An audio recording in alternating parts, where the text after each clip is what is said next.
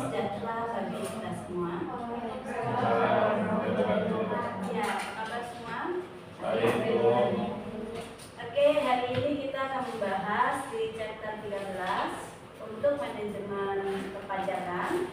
Akan pembahasan materi adalah tentang perencanaan pemeriksaan. Nah, dalam perencanaan pemeriksaan ini biasanya setiap perusahaan itu mempunyai suatu time schedule ya, supaya dalam penjelasan atau pelaporan pajaknya bisa tercapai ya, apakah dia bisa melaporkan dengan tepat waktu ataupun bisa dengan melaporkan sesuai dengan keinginan para pemegang saham dan juga sesuai dengan transaksi yang sudah dilakukan selama beberapa periode. Bagaimana tentang pengertian pemeriksaan di dalam perpajakan ini diatur dalam pasal 1 angka 25 Undang-Undang KUP, ya, ini mengenai pemeriksaan penghimpunan kegiatannya adalah penghimpunan data, pengumpulan data, kemudian pengolahan data, serta pengolahan keterangan lainnya. Di dalam pemeriksaan pajak ini untuk menguji bagaimana semua wajib pajak ini waktu dalam pemenuhan kewajiban perpajakannya, dan untuk tujuan lainnya adalah melaksanakan kegiatan sesuai dengan peraturan perundang-undang. Sebenarnya ada tujuannya ya dalam pemeriksaan pajak, yaitu bisa kita di sini yaitu menguji kepatuhan dan memenuhi kewajiban perpajakan. Misalkan SPT yang dibayar atau itu terlihat rugi atau laba ya, bisa dilihat dari situ. Kemudian juga SPT tidak atau terlambat disampaikan. Nah, ini juga bisa berarti bahwa kalau kita menyampaikan terlambat, artinya kan kita harus ada penjelasannya ya, kenapa terlambat. Nah, hal itulah harus dilakukan pemeriksaan supaya tidak terjadi keterlambatan dalam penyampaian. Nah, SPT pemenuhan kriteria ditentukan DJP untuk diperiksa. Ini dengan adanya indikasi tidak dipenuhinya kewajiban-kewajiban selain kewajiban pada pasal atau angka 2 tadi ya, yaitu menguji kepatuhan tadi. Nah, tujuan lainnya adalah ini untuk memberikan NPWP ya, atau nomor pokok wajib pajak secara jabatan atau penghapusan NPWP. Nah, pengukuhan PKP. Nah, ini setiap perusahaan harus mempunyai kalau dia sudah melaksanakan usahanya atau transaksinya, nah dia harus menjadi PKP agar dia bisa menerbitkan faktur pajak. Nah, ini wajib pajak juga mengajukan keberatan atau banding. Ini satu tujuan lainnya. Dari sini ada yang ditanyakan? Silakan. Cukup jelas? Jelas ya.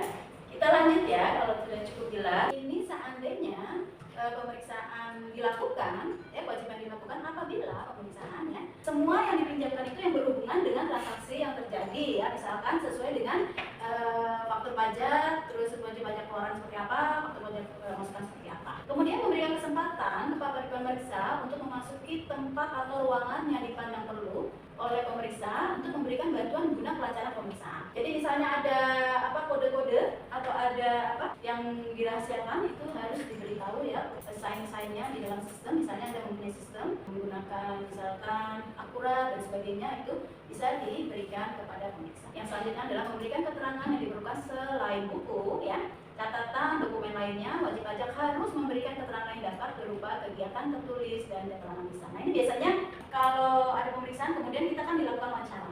Nah, wawancara itu disesuaikan apa sih sebenarnya yang menjadi pokok persoalan yang diperiksa. Misalkan PPN kok nggak sama sih dengan PPN yang dikeluarkan antara yang kita terima. Nah, seperti itu. Kira-kira teman-teman di sini ada nggak yang pernah terjadi pemeriksaan? Kalau saya pernahnya yang BPK kan.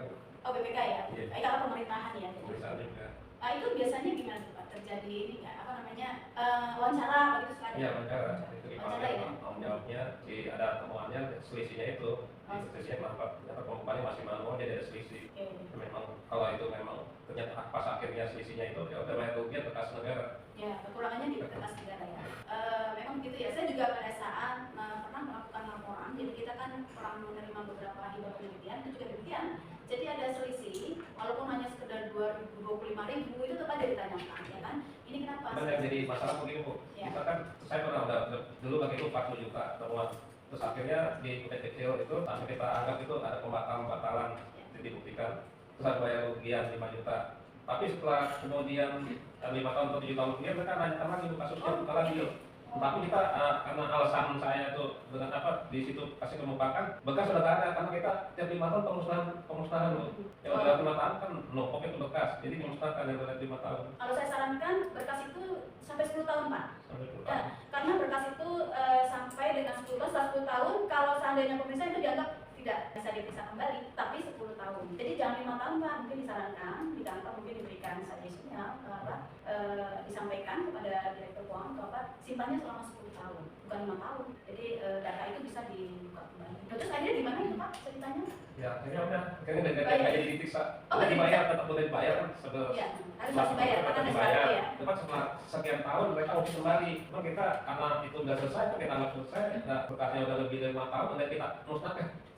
Untuk saat ini kayak 10 tahun, 10 tahun. tidak bisa 5 tahun, mungkin nanti disampaikan bahwa harus ada penyimpanan dokumen selama 10 tahun. Mungkin teman-teman di unit ada yang ingin menambahkan, silakan. Untuk pemeriksaan mungkin ada yang pernah dilakukan pemeriksaan, bisa resen ya, atau bisa di kolom chat.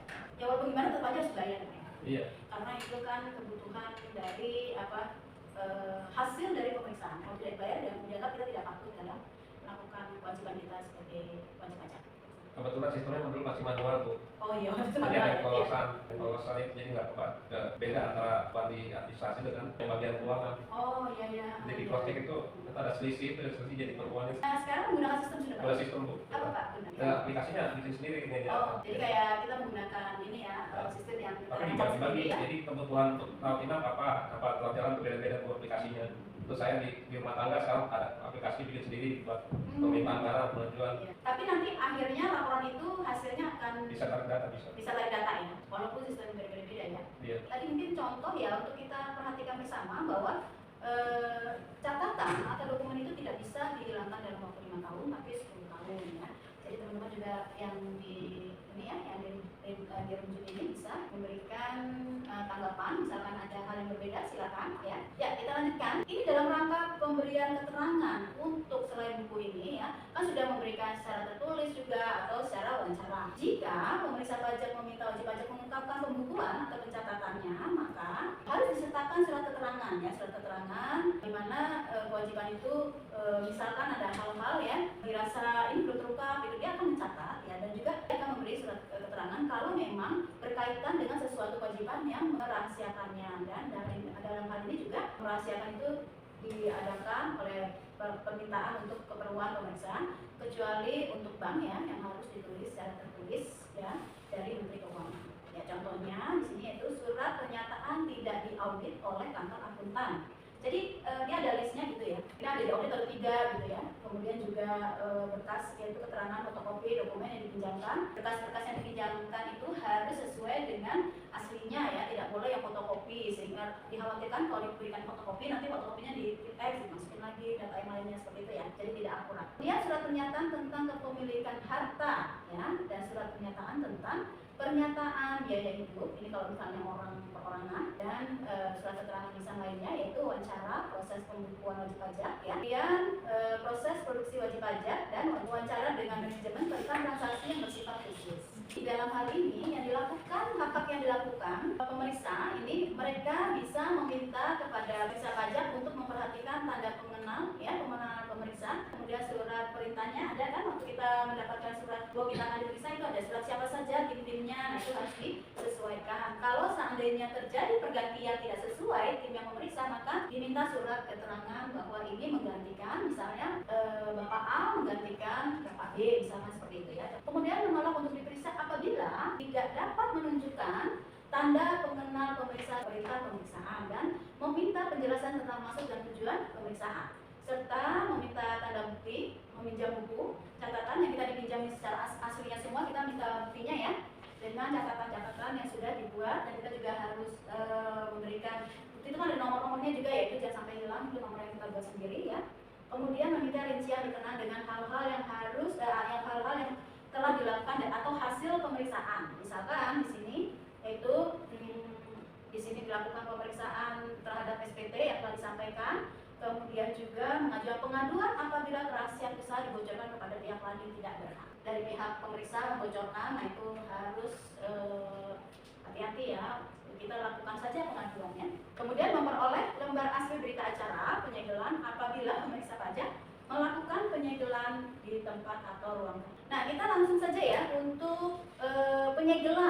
apabila upaya pemeriksaan itu diperoleh adanya pengamanan ya, pengamanan buku catatan yang dikelola secara elektronik atau benda-benda lain, memberi petunjuk tentang kegiatan usaha, ini dilakukan, yang diperiksa itu tidak dipindahkan atau hilang atau dimusnahkan, dirubah, dirusak atau ditukar atau dipalsukan. Nah ini juga hindari itu semua, maka dilakukan satu penyegelan. Nah penyegelan elektronik dilakukan sepanjang tidak menghentikan kelancaran kegiatan operasional perusahaan, khususnya yang berkaitan dengan kepentingan masyarakat. Nah misalkan ya Bapak yang mungkin yang itu ya Pak di rumah sakit ya, kan ada pemeriksaan. Nah ini ada satu akun yang diperiksa, tapi kita kan pelayan masyarakat ya, di rumah sakit itu tetap harus dilakukan gitu loh. Cuman ini pemeriksaan juga harus berjalan terus gitu, karena ini mungkin data ini sangat krusial sekali. Ini harus di-blok dulu gitu, tapi pindahkan di akun lain, kemudian akun untuk pelayan masyarakat tetap harus berjalan. Jadi tidak bisa kita dilakukan pemeriksaan kemudian operasional berhenti ya, itu tidak diharapkan dan tidak dibolehkan. Jadi tetap melakukan kegiatannya seperti semula. Ini ada sanksi pidana dong, di sini ya, ada sanksi pidana dan yang dilakukan apabila tidak patuh pada pelaporan yang selama ini dilakukan. Nah ini ada sanksi pidananya, yaitu ya setiap orang yang dengan sengaja misalkan menolak untuk melakukan pemeriksaan, ini memperlihatkan buku ya, misalkan tidak mau juga memperlihatkan buku dan tidak menyelenggarakan pembukuan dengan benar ya, dan tidak menyampaikan buku atau catatan yang diperiksa.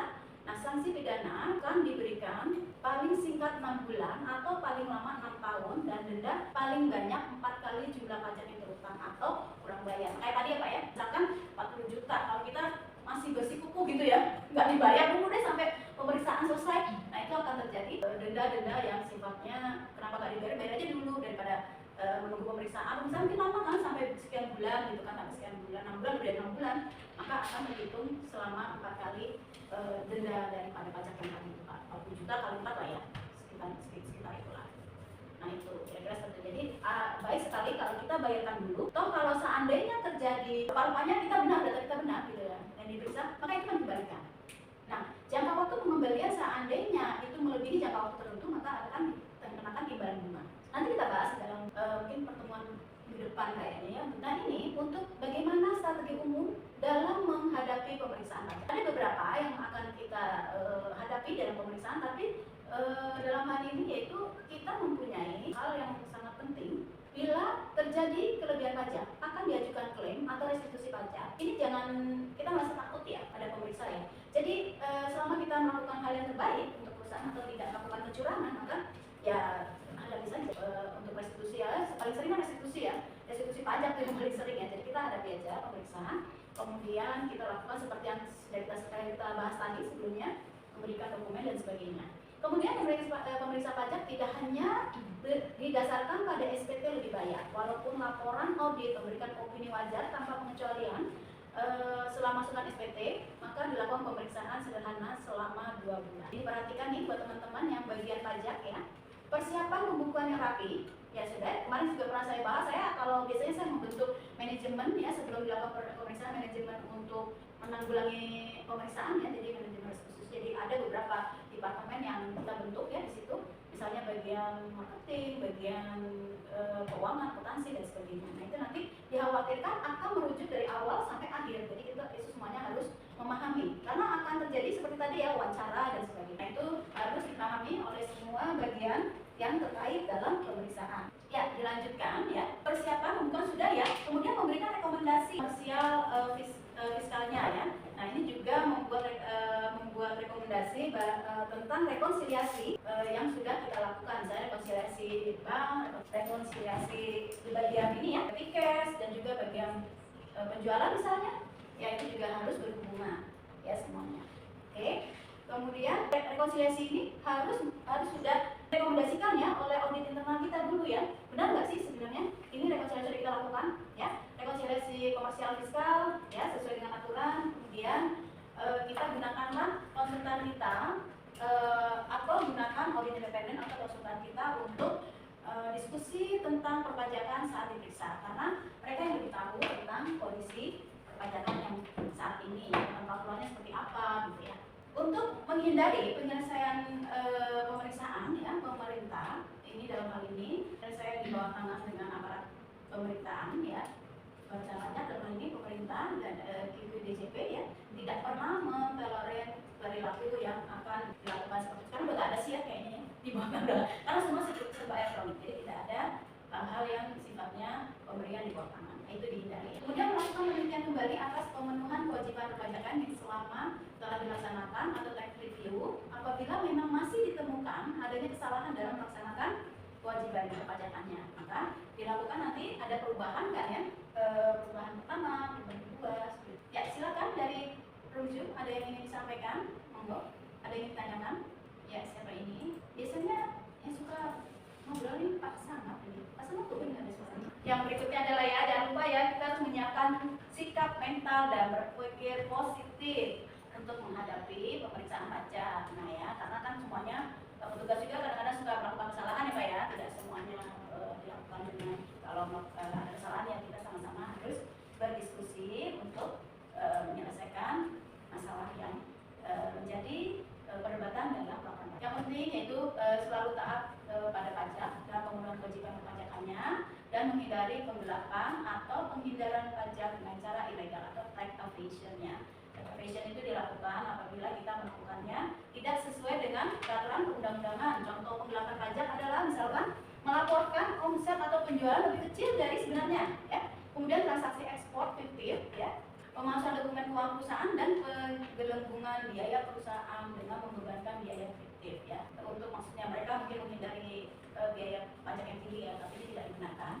Ya, kemudian melakukan markup nilai barang yang diimpor ya. Kemudian perusahaan dapat memanfaatkan celah undang-undang perpajakan agar dapat membayar pajak secara efisien tanpa menyalahi ketentuan di dalam KUP.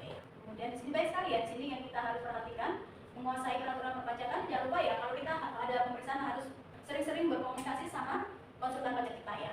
Kemudian merespon sikap perilaku yang baik kepada aparat, memberikan informasi secara sukarela dan belajar untuk pengalaman buruk yang masa lalu yang pernah kita lakukan misalkan atau yang sebelumnya terjadi misalkan seperti itu.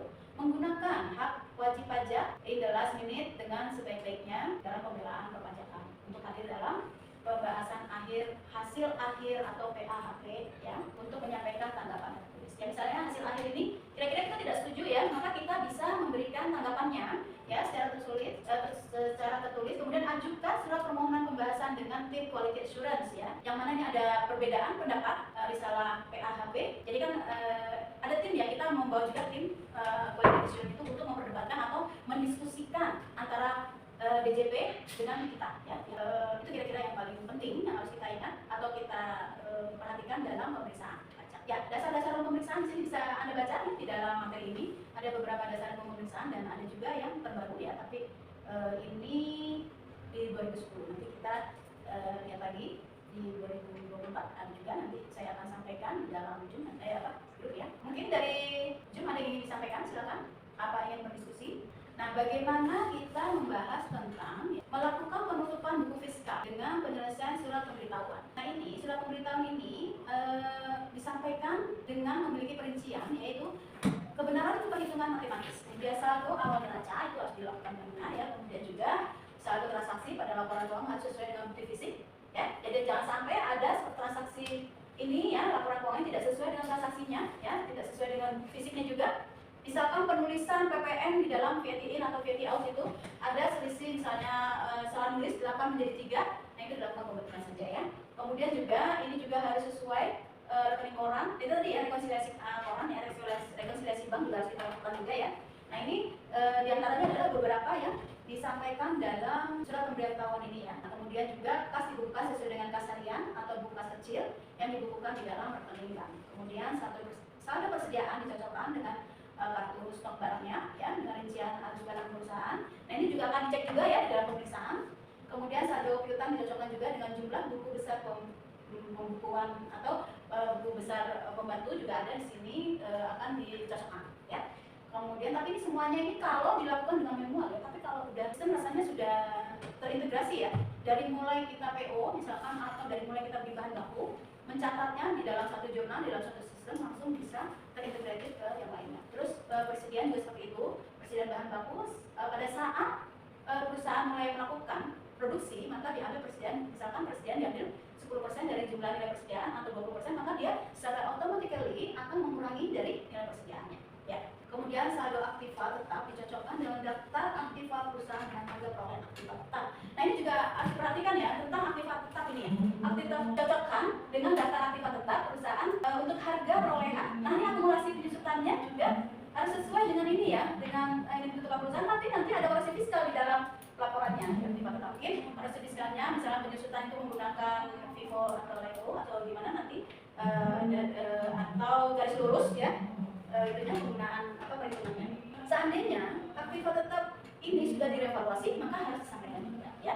Oke, kemudian buku besar. Nah ini juga ya, buku besar digunakan untuk menelusuri dokumen-dokumen dasar untuk laporan posisi keuangan. Gimana dengan dokumen yang harus disediakan untuk laporan lirabanya, yaitu di sini ada penjualan, kemudian HPP ya, harga pokok penjualan, kemudian beban gaji dan biaya-biaya lainnya. Di sini diantaranya adalah terus beban sewa ya, di sini banyak sekali biaya beban gaji dan upah. Nah, ini semuanya harus ada ini DPP 21, jumlah slip gajinya, kemudian surat pemberitahuan masanya dan jumlah pengeluaran prioritas gaji perusahaan. Kemudian beban sewa juga harus disampaikan ini ya, harus sesuai yang disesuaikan.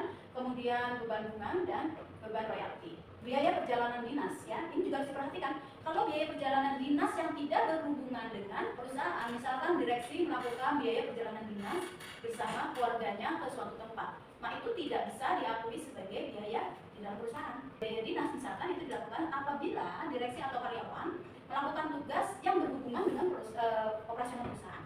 Direksi suka-suka ya, tolong diinvest untuk ini ya, biaya dinas saya pergi ke Singapura atau bersama keluarga gitu ya. Nah itu tidak bisa dijadikan beban biaya ya, bukan tidak bisa ya dalam perpajakan. Jadi yang bisa adalah yang berhubungan dengan operasional perusahaan. Misalkan seorang direksi melakukan perjalanan ke luar negeri tapi untuk pemeriksaan atau datang ke afiliasi ke kantor afiliasi untuk dalam hal pemeriksaan atau kebijakan misalkan seperti itu ada hubungannya ya. Tapi kalau hanya sekedar jalan-jalan bersama keluarga itu tidak bisa dijadikan biaya. Mungkin teman-teman ada yang di sini ada yang pernah ada kasus-kasus seperti itu? Tidak ada ya?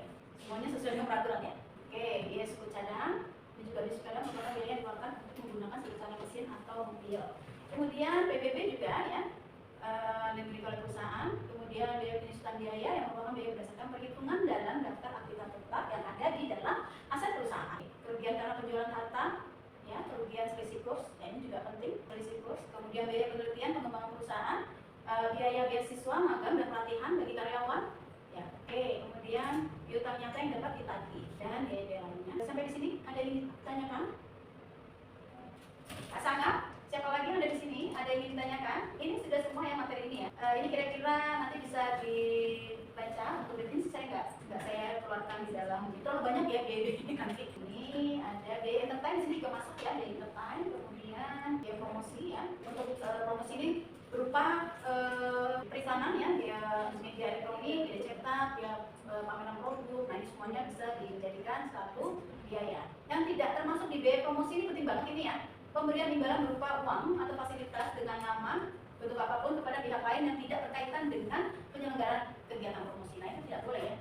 Jadi yang boleh itu yang berhubungan langsung dengan kegiatan promosi. Misalkan kita lagi lakukan pameran nih, kemudian ada satu direktur lah ya, terus kita berikan entertain berupa apa, tapi dia direkturnya perusahaan lain nggak berhubungan dengan perusahaan kita gitu ya, itu tidak bisa ya, karena ini tidak ada hubungannya. Yang langsung berhubungan langsung dengan produksi itu yang bisa dijadikan biaya lain atau biaya lainnya ya. Misalkan kita itu tadi kalau pameran ini kan termasuk di dalam biaya promosi pameran, tapi tiba-tiba kita mengentertain seseorang yang kira-kira ini belum menjadi klien kita, tapi kita akan menjadi tapi belum gitu. Nah itu kayaknya tidak bisa, tidak bisa dijadikan biaya karena dia belum pasti kan, dan juga ini masih jauh gitu loh, kemungkinannya masih jauh lah untuk menjadi klien kita itu ya, karena belum ada buktinya untuk dijadikan biaya produksi, jadi berhubungan dengan produksi gitu. Kayak gitu lah ya. Mau menambahkan silakan atau udah cukup?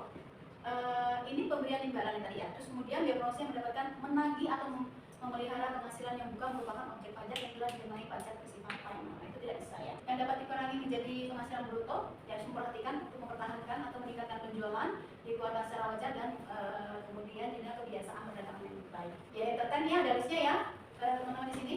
Jangan lupa kalau Anda ingin entertain seseorang, di sini Anda harus sebutkan dulu daftar nominatifnya, biaya entertainnya berapa, kemudian tanggal berapa, tempatnya di mana, kemudian juga biayanya, namanya siapa, NPWP-nya, nama perusahaannya juga, dan NPWP-nya juga harus. Kalau dia punya NPWP harus disebutkan, dan nanti dia akan ini juga menjadi penambahan dia di dalam laporan dia. Kemudian biaya jasa teknik dan juga Ini biaya pemeliharaan perbaikan termasuk di dalamnya, kemudian pendapatan hadiah, penghargaan ini ya semuanya. Ini pendapatan sewa dan penggunaan harta keuntungan karena pembebasan hutang dan keuntungan karena selisih kurs ya ini juga. Kemudian evaluasi aktiva tetap yang tadi sudah saya sampaikan, kemudian pendapatan kliennya dari perusahaan asuransi. Kemudian kerugian selisih kurs karena utang jangka panjang. Biasanya gitu ya, banyak sekali ya selisih kurs kalau kita menggunakan hutangnya menggunakan mata uang asing, mata US dollar dan sebagainya. Sudah cukup, tidak ada yang ditanyakan? Mungkin di kelas ada yang ingin diskusi, silakan. Coba tanya begitu. Ya. Ini kan gini Bu, misalkan ada kejadian, ada transaksi pembelian ekspor gitu ya. Terus cuma dari perusahaannya ini nggak tahu itu ada oknum yang bermain. Misalkan gratis kasihnya ternyata masuk kantong sendiri. Nah, cuman karena untuk biar tidak ada perusahaan itu katakan besi, kasusnya ini tutup dengan cara perusahaan itu akhirnya tahu ya. Jadi neken dia itu supaya keluarkan nanti, jadi kasusnya nggak diangkat. Kasusnya itu nggak muncul supaya perusahaan itu kelihatan besi gitu di luarnya. Iya. Itu gimana Bu? Itu berhubungan dengan Sebenarnya kan bisa ngurangi pajaknya juga kan? Iya, harusnya mengurangi, tapi tiba-tiba diberikan itu ya. Dia masuk kantong sendiri, kantongnya perusahaannya kan nggak tahu tuh. Tapi akhirnya mengetahui juga ya Pak ya? Mengetahui juga, cuma dia nggak tahu, publik nggak tahu.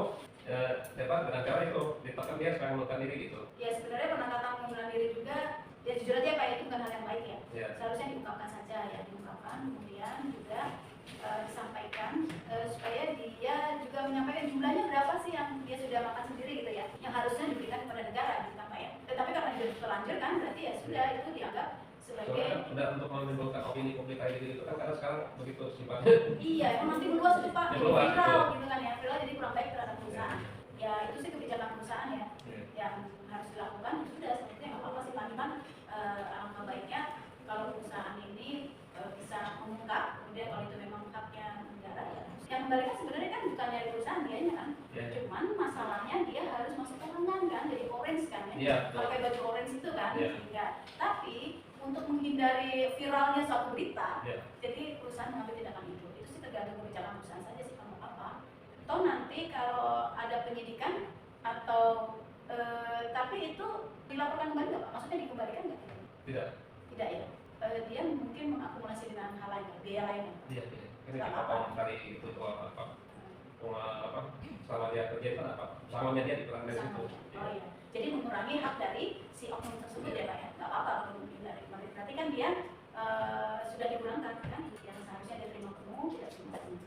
Ya intinya perusahaan bisa mengalokasikan dana tersebut ya kan ke tempat yang lain. Penting negara tidak dirugikan dalam ini. Kalau misalkan yang harus dibayarkan ya diwajarkan untuk dibayarkan gitu. Sebenarnya sih negara itu cuma minta kita self assessment, jadi kita minta kejujuran setiap wajib pajak untuk menjalankan laporannya dan tidak ditutupi dan sewajarnya yang harus disampaikan. Nah makanya ada manajemen pajak ya Pak ya. Kita ini juga kuliah ini kan untuk bagaimana sih kita tax planning kita dalam menghadapi atau mengurangi pajak perusahaan dengan proses sesuai tidak tax avoidance ya. Jadi yang sesuai dengan undang-undang yang dibolehkan oleh undang-undang. Misalkan tadi ya, nih ya penerbitan PPN misalnya bulan tahun ini bisa diterbitkan di tahun yang akan datang misalkan gitu, atau bisa juga melakukan restitusi, tapi jika cash flow perusahaan ini memungkinkan, tidak memungkinkan maka bisa melakukan restitusi. Tapi restitusi di belakangnya juga ada hal-hal yang harus diselesaikan, harus diungkap, itu harus benar-benar perusahaan siap. Dan kemudian juga mengalokasi dana-dana misal natural untuk karyawan itu bisa dialokasi. Kemudian banyak sekali Pak pengobatan, mengadakan menyediakan dokter, kemudian kita alokasikan kepada pemberian kepada karyawan. Juga makan juga seperti itu, misalkan biaya makan ya untuk menggunakan catering, atau kita memberikan dana kepada karyawan. Apakah lebih baik catering atau enggak itu tergantung daripada berapa sih jumlah karyawan yang kita ada. Kalau misalnya banyak ya lebih baik atau di dalam catering juga nanti ada pajaknya di situ kan ya Pak ya. Jadi perusahaan catering ini akan membayar pajaknya kan, jasa dia kan. Nah itu sudah dikontrol, pendapatan lagi untuk pemerintah lagi, pendapatan untuk ini ya pendapatan pajak. Banyak Pak, kenapa ada mata kuliah itu di bagian perpajakan ya, ada mata kuliah manajemen perpajakan itu maksudnya biar kita yang sudah lulus ini bisa mengatur, menjadwalkan, menschedulekan mana sih sebenarnya pajak-pajak yang harus kita bayarkan sesuai dengan ketentuan yang berlaku. Oke teman-teman semua di Runjung, terima kasih atas kehadiran hari ini, mudah-mudahan bermanfaat untuk Anda semua. Dan sampai ketemu minggu depan kita membahas paling terakhir ya, perkuliahan terakhir, dan ada beberapa diskusi yang akan saya sampaikan. Mudah-mudahan di UAS bisa Anda lakukan dengan benar ujiannya, tidak ada yang tidak bisa